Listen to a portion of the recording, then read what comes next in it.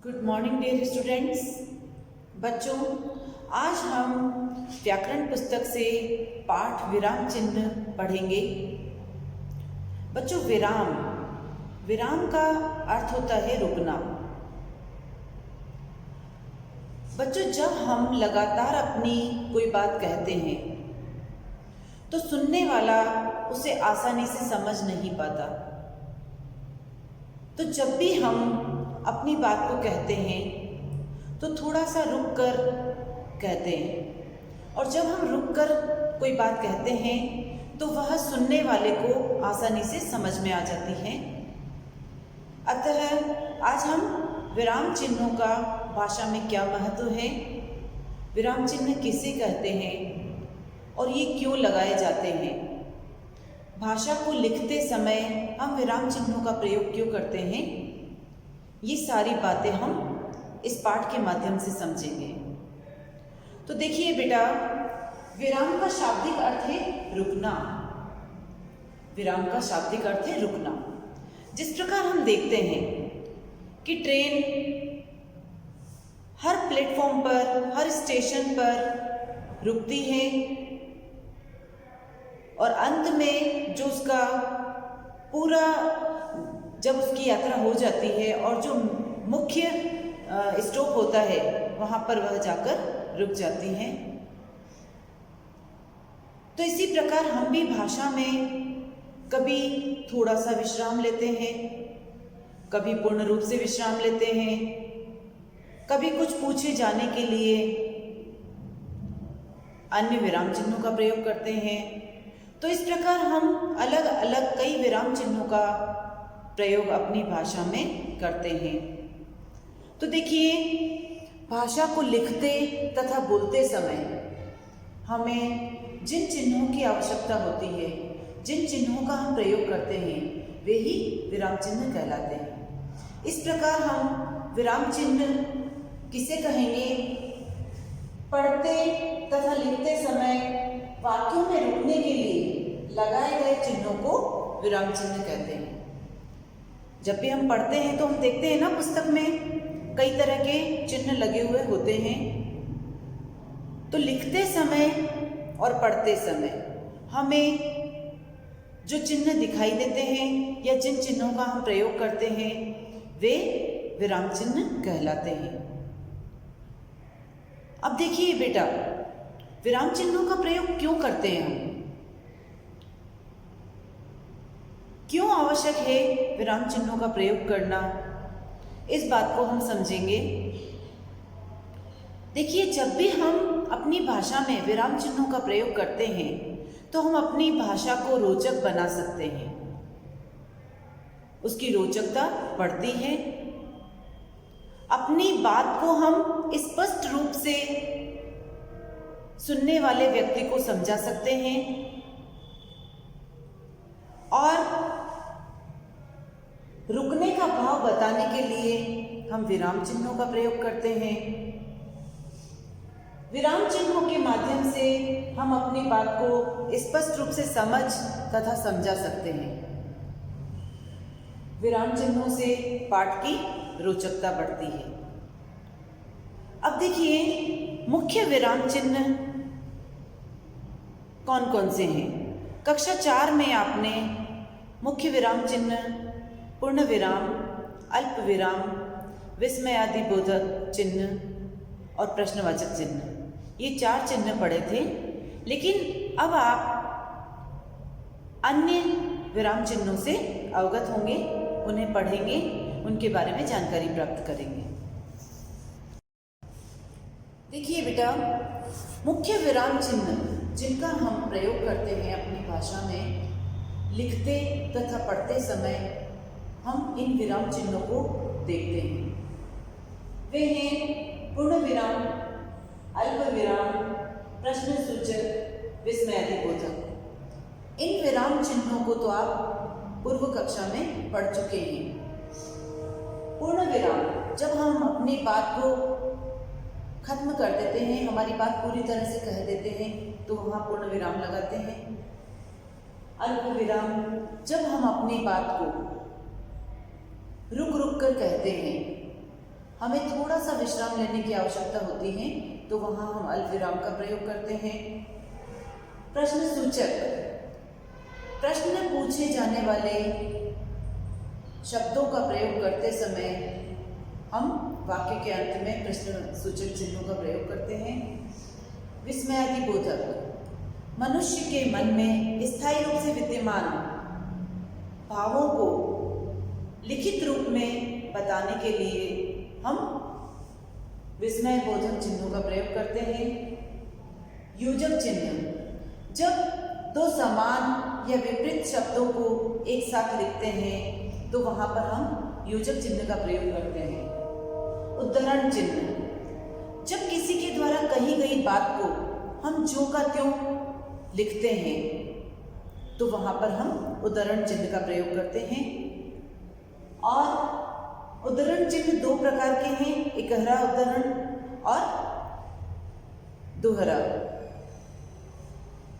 लाघव चिन्ह, जब हम किसी शब्द को संक्षिप्त रूप में लिखते हैं तो वहां हम लाघव चिन्ह का प्रयोग करते हैं। जैसे डॉक्टर, पंडित, इनमें आपने देखा होगा पीछे एक बिंदी सी लगी हुई होती है, गोला सा बना हुआ होता है, वही लाघव चिन्ह होता है। तो इस प्रकार आपने देखा इन चिन्हों का हमें किस प्रकार प्रयोग करना चाहिए। मुख्य विराम चिन्ह कौन कौन से हैं। बच्चों, इस माइंड मैप को आप अपनी कॉपी में बनाएंगे। इसके मुख्य बिंदुओं को आपको कॉपी में लिखना है। ओके बेटा। बच्चों, अब अपनी पुस्तक निकालिए। पृष्ठ संख्या 97 पर आज की डेट डालेंगे और हम पाठ को पढ़ेंगे। बच्चों, यहाँ देखिए, कुछ चित्रों के माध्यम से आपको विराम चिन्ह समझाए गए हैं।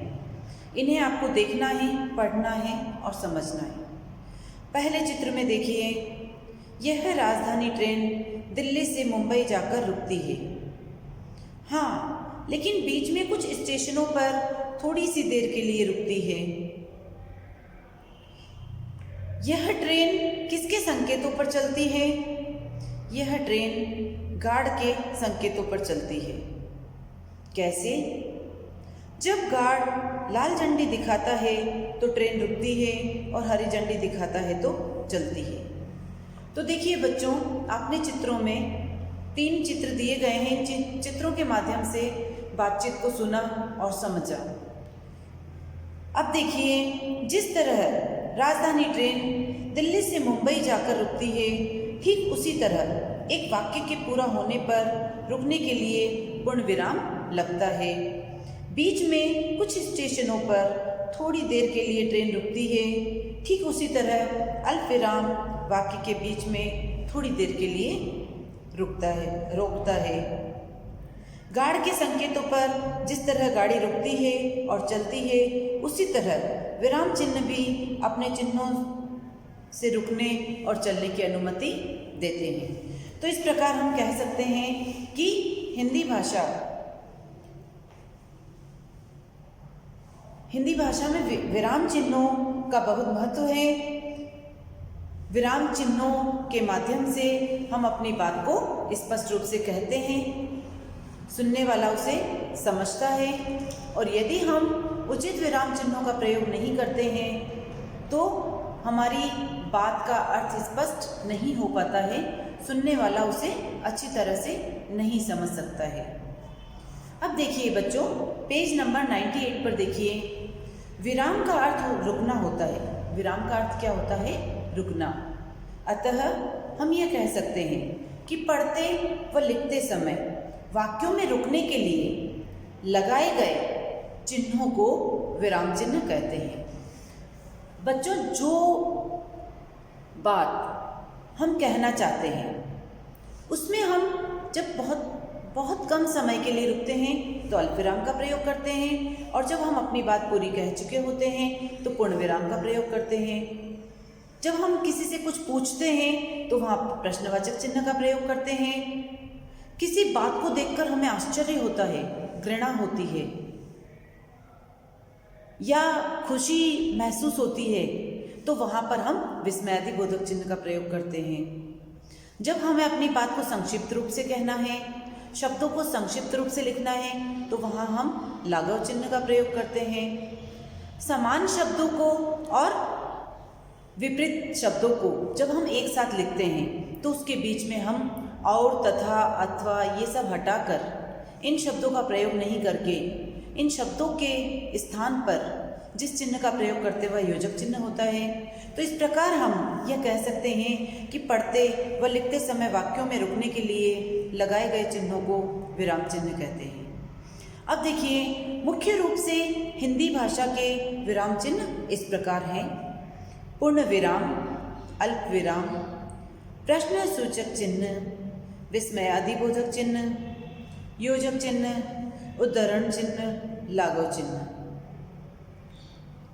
बच्चों, वाक्य अंत हो तो हम पूर्ण विराम लगाते हैं, जरा रुको तो अल्प विराम लगाते हैं, कुछ पूछो तो प्रश्न चिन्ह, कुछ बोलो तो उद्धरण चिन्ह, यानी अपनी बात को या किसी के द्वारा कही गई बात को जो का त्यों जब लिखते हैं तो वहाँ पर उद्धरण चिन्ह लगाते हैं। दो शब्द जोड़े योजक चिन्ह, छोटा कर दे लाघव चिन्ह। यह आपकी पुस्तक में बताया गया है।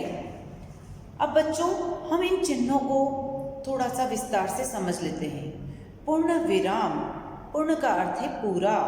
पूर्ण का क्या अर्थ है? पूरा। पूरा और विराम का अर्थ है रुकना, अर्थात पूरा रुकना। जब लिखते या पढ़ते समय वाक्य पूरा हो जाता है तो उसके अंत में हम पूर्ण विराम चिन्ह का प्रयोग करते हैं, पूर्ण विराम चिन्ह लगाते हैं। जैसे आपसे पूछा गया आपका नाम क्या है, तो आप कह रहे हैं मेरा नाम जो भी है, जैसे मैं अपना नाम बता रही हूँ, मेरा नाम इंदिरा सुखवाल है, तो ये बात मेरी पूरी हो गई, वाक्य पूरा हो गया। तो इसके अंत में मैंने कौन सा चिन्ह लगाया? पूर्ण विराम। इस प्रकार अब ये विराम चिन्हों के शब्द हैं और ये चिन्ह हैं, तो चिन्हों को और शब्दों को आप अच्छी तरह से समझेंगे। अब देखिए, अल्प विराम। अल्प का मतलब है थोड़ा, विराम का मतलब है रुकना, थोड़ा सा रुकना। वाक्य पढ़ते व लिखते समय अगर बीच में थोड़ा थोड़ा रुकना पड़े तो वहाँ पर हम अल्प विराम चिन्ह का प्रयोग करते हैं। जैसे माँ बाजार से फल, सब्जी, खिलौने और मिठाई लाई। तो यहाँ हमने क्या देखा, कितने बीच बीच में शब्दों का प्रयोग किया गया है ना? तो वहाँ हम थोड़ा थोड़ा रुक रहे हैं, तो वहाँ हम अल्प विराम का प्रयोग करेंगे। अल्प विराम चिन्ह इस प्रकार लगाया जाता है।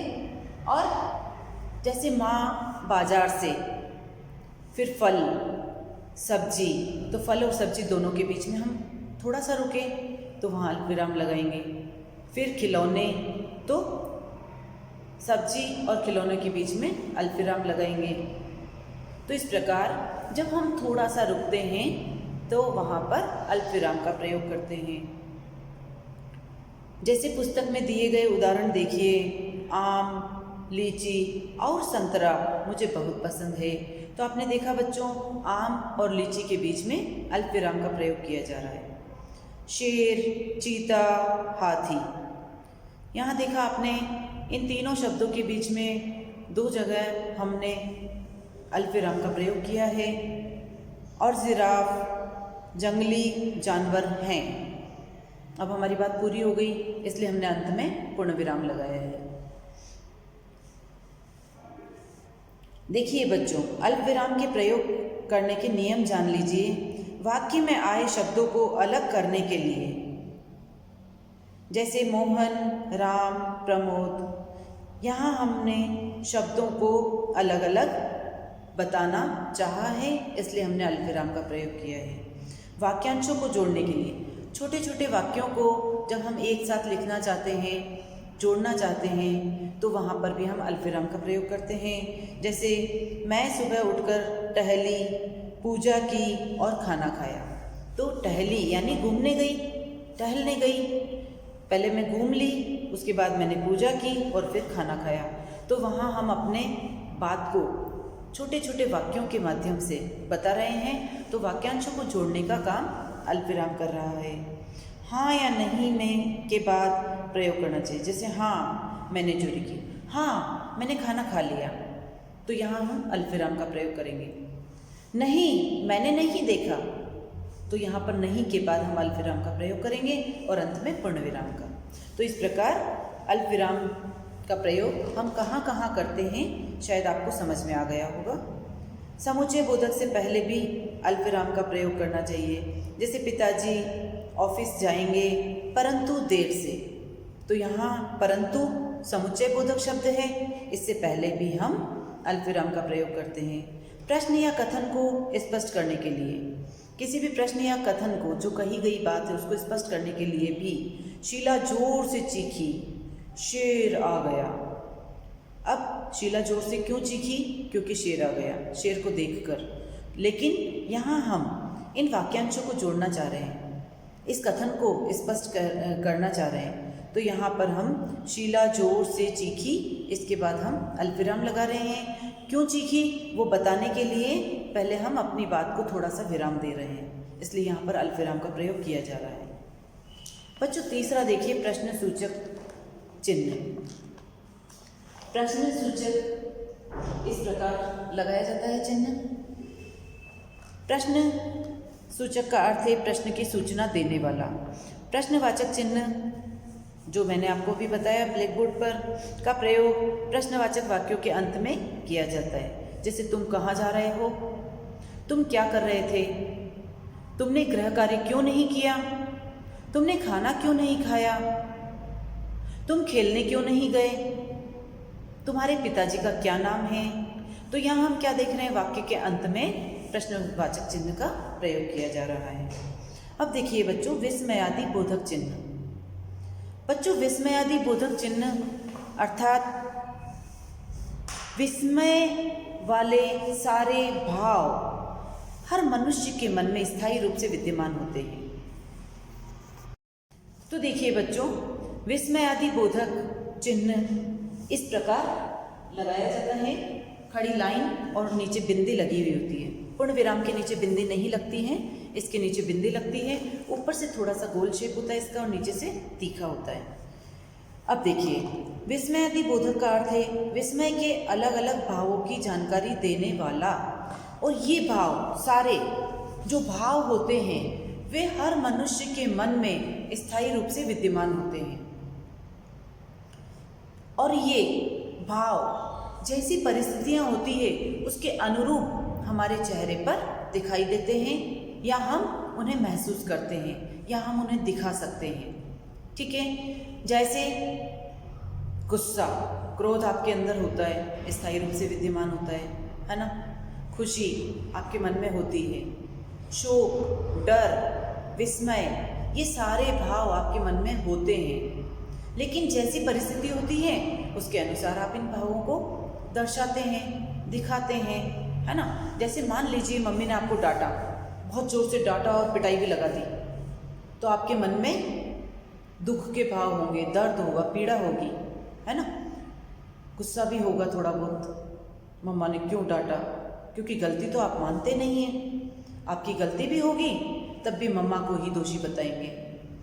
तो यहाँ पर हमारे मन में दुख के भाव होंगे क्योंकि हमारी आंखों से आंसू भी आ रहे हैं। हम जब किसी की मृत्यु की खबर सुनते हैं, हमारा कोई अजीज है, कोई मिलने वाला है, उनकी मृत्यु की खबर सुन लेते हैं, तो दुख के भाव, शोक के भाव हमारे मन में उत्पन्न होते हैं। जब आपका परीक्षा परिणाम अच्छा रहता है, मम्मी या अध्यापिका आपको शाबाशी देती है, तो खुशी के भाव आपके मन में होते हैं, है ना। तो इस प्रकार ये भाव स्थायी रूप से विद्यमान होते हैं, लेकिन परिस्थितियों के अनुरूप दिखाई देते हैं। तो देखिए बच्चों, जिन वाक्यों को पढ़ते या लिखते समय उनमें विस्मय के अलग अलग भाव जैसे घृणा, शोक, आश्चर्य, हर्ष आदि का बोध हो, वहाँ विस्मयादि बोधक शब्दों के अंत में विस्मयादि बोधक चिन्ह लगाया जाता है। जैसे आपको यहाँ पर दो उदाहरण दिए गए हैं। हाय मैं लुट गया, तो यहाँ लुट गए यानी आप अब दुखी हो रहे हैं, तो हाय, हाय क्या है? विस्मयादि बोधक शब्द है। और इसके बाद जो एक चिन्ह लगाया गया है लाइन खींच के और उसके नीचे बिंदी है, वह विस्मयादि बोधक चिन्ह होगा। ठीक है, तो ये विस्मयादि बोधक शब्दों के बाद ही लगाया जाता है। शाबाश, तुमने ये बहुत अच्छा किया। यहाँ खुशी के भाव हो रहे हैं, विस्मयादि बोधक चिन्ह लगाया जा रहा है शाबाश के बाद। ठीक है, तो ये अधिकांशतया हम देखते हैं ये वाक्य के प्रारंभ में ये जो विस्मयादि बोधक शब्द हैं, इन शब्दों के बाद ही इस चिन्ह का प्रयोग किया जाता है। अब देखिए बेटा, योजक चिन्ह। योजक का अर्थ है जोड़। योजक का प्रयोग शब्दों को जोड़ने के लिए होता है। जैसे हम माता पिता, भाई बहन, दिन रात, सुबह शाम, धनी निर्धन, धीरे धीरे, अभी अभी, फूल सी, परी सी, इनके बीच में देखो विलोम शब्द, समान वर्ग वाले शब्द, तुलना वाले शब्द, इन शब्दों के बीच में हम जिस चिन्ह का प्रयोग करते हैं वे सारे योजक चिन्ह होते हैं, जिसे हम इंग्लिश में डैश बोलते हैं, है ना। तो छोटा सा जो चिन्ह लगाते हैं हम बीच में, वह योजक चिन्ह होता है। यह शब्दों को जोड़ने का कार्य करता है। अब देखिए बच्चों, उद्धरण चिन्ह। उद्धरण चिन्ह दो प्रकार के होते हैं, इकहरा उद्धरण और दोहरा उद्धरण। इकहरे उद्धरण का हम प्रयोग कब करते हैं? किसी व्यक्ति का, स्थान का, पुस्तक का, वस्तु या भाव का, जब हम किसी वाक्य के बीच में नाम लिखते हैं, है ना। जैसे यह काव्यांश, यह कविता की जो पंक्ति है पुस्तक प्रतिभा से ली गई है, तो वाक्य के बीच में हमने पुस्तक का नाम लिया है प्रतिभा, तो इस प्रतिभा को हम इकहरे उद्धरण चिन्ह के अंदर लेंगे। ठीक है, तो इकहरा उद्धरण चिन्ह इस प्रकार का होता है। ये शब्द इसके बीच में लिखा जाता है, किसी व्यक्ति, वस्तु या स्थान का या पुस्तक का या किसी का भी हम नाम लिख रहे हैं तो वो इसके बीच में आएगा। ठीक है बेटा। अब देखिए दोहरा उद्धरण चिन्ह। व्यक्ति के कथन को जब उसी के शब्दों में लिखना हो तो दोहरे उद्धरण चिन्ह का प्रयोग किया जाता है। किसी की बात को ज्यों का त्यों लिखना चाहते हैं हम, तो वहाँ पर हम दोहरे उद्धरण चिन्ह का प्रयोग करते हैं। जैसे मान लीजिए कोई बच्चा क्लास में नहीं आए, ये दोहरा उद्धरण चिन्ह है, जो दो ऊपर की तरफ हम दो जो अल्पविराम की तरह, अल्पविराम तो नीचे की तरफ लगाते हैं, लेकिन वो ऊपर जो छोटे छोटे अल्पविराम की तरह ही हम जो चिन्ह लगाते हैं वे दोहरे उद्धरण चिन्ह और इकहरे उद्धरण चिन्ह होते हैं। इकहरे में हम एक एक लगाते हैं, दोहरे में हम दो दो लगाते हैं, दो प्रारंभ में, दो अंत में। ठीक है, और किसी की बात को हम ज्यों का त्यों कहते हैं तो हम दोहरा लगाते हैं, और जब हम किसी का नाम, व्यक्ति, वस्तु, स्थान, पुस्तक का नाम लिख रहे हैं, वाक्य के बीच में उसका नाम का प्रयोग कर रहे हैं, तो वहाँ पर हम इकहरा उद्धरण चिन्ह लगाते हैं। ठीक है, अब देखिए जैसे मान लीजिए मैंने कक्षा में पूछा कि आज मिताली स्कूल क्यों नहीं आई, तो मिताली की फ्रेंड बता रही है, क्योंकि हो सकता है कल मिताली उससे मिली हो, है ना।